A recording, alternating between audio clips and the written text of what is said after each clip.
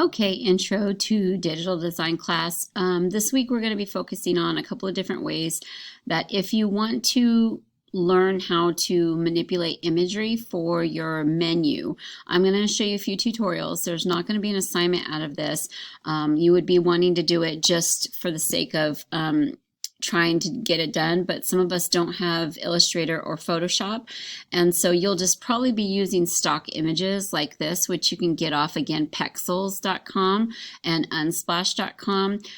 But for those of you who want to take your menu to more of a hand-drawn kind of look, I am going to offer a couple of different tutorials this week just for you to look at and be familiar with. So this one, I downloaded the hamburger from this week's tutorials. This one's the illustration technique using filters and not the brushes. But either way, I downloaded the hamburger file. And then what I wanted to go ahead and show you is make sure that you're on the right layer. All right, so I'm going to go ahead and get on the burger image reference. This one's really easy. Basically, in Photoshop, there's something called a filter gallery. And don't click this. This is the last filters that you've used.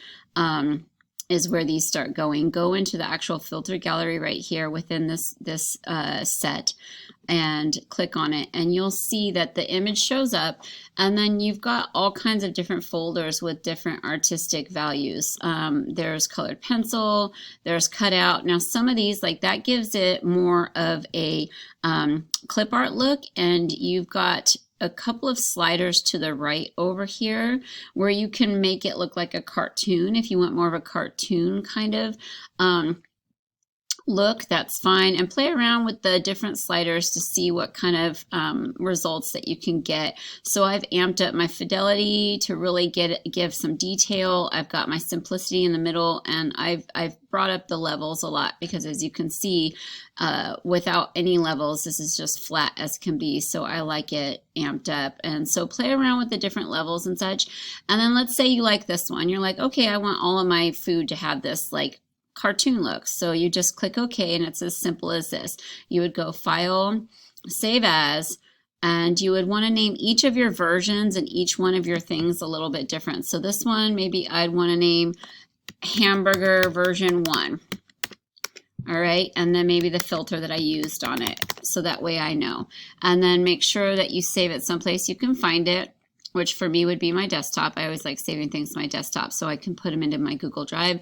Format is save it as a JPEG to use in your InDesign menu, or if you're designing it in anything else, you can save it as a different file, hit save, and then OK. But let's just, for Pete's sake, look at some of the other filter results. I'm going to go up into my window, and up in my window up here, remember that you can go down to your history window, and you can take your image all the way back to the original.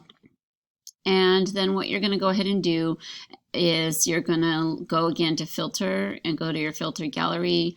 And this time, let's see, film grain is kind of nice. It gives it, ooh, that's like not food I'd want to eat. It looks like it's covered in bugs or pepper.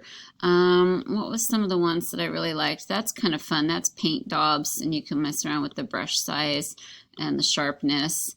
That gives it like a painterly look. Palette knife is kind of on the sloppy side. Plastic wrap. Poster edges is one of my favorite. Let me show you what happens with poster edges. It can really give that illustrative look that you like. I like that a lot. So I would save that. I would hit OK, and I'd go File, Save As, Burger version 3 poster edges. Let's just go ahead and explore some of the other type of filters we have. So I'm in the folder called brush strokes, and I clicked the down arrow to open those up. And let's see, angled strokes is kind of on the messy side. Cross hatching might result in some interesting processes if you want to give it that cross hatching kind of look. It might get a little sloppy, so be careful with that. What's another one that I really liked? Ink outlines is kind of on the cool side. You might want to up the light intensity so it doesn't look like a moody burger. It's kind of blackish green right now. But yeah, so there's a lot of different filters that you can go ahead and just simply put on it just to do a quick and fast version. The other tutorial will show you how to create outlines over your photo using a brush tool and fill it in with the paint bucket tool and the eyedropper tool to give it for sure definitely pure illustration. This is more a stylized photo.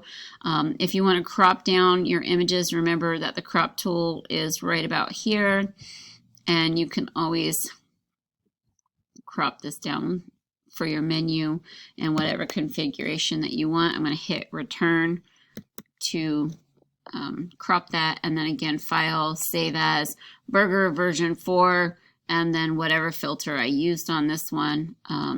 It wasn't the cross hatching. I can't remember which one this one is, but I think you guys get the idea.